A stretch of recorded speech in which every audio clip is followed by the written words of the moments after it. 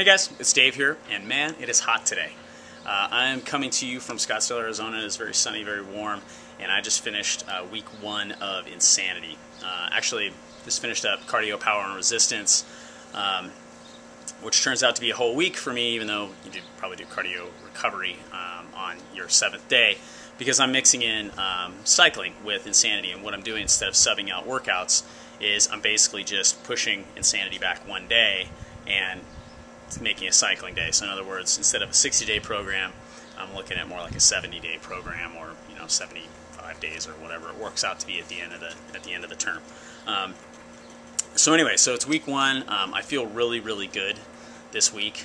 It's really nice to get back to workouts that are 45 minutes to an hour long versus some of the workouts I was doing when I was training for the half Ironman, which were 2 to 4 hours. And it's really nice to just be able to work out, get it done, move on. Body feels pretty good, sore in some spots. I've got a little ankle thing that's kind of lingering around from the triathlon, mostly from the running. But my left knee is surgically repaired. I had ACL repair in '94, and that's always sort of the gauge of how I feel, and it feels pretty good. I have lost a couple of pounds. When I did the race, I was about 162. Weighed in today at 159. I think a lot of that has to do with sort of system-wide inflammation that I was experiencing due to the pounding that I was putting on my body. But I think that another thing has probably been just switching the workouts again, anytime you shake it up. And the other thing is really reducing my carb intake. As I think a lot of you know, for me, I don't believe in low carb, high carb. That's not what I'm talking about.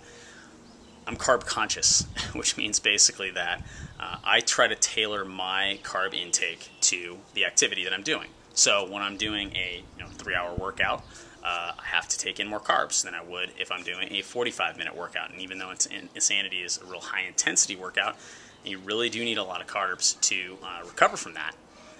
You don't need an excessive amount of carbs, and you don't need the amount of carbs that I was taking, certainly as I was doing the triathlon training. For example, we're having some recovery formula here.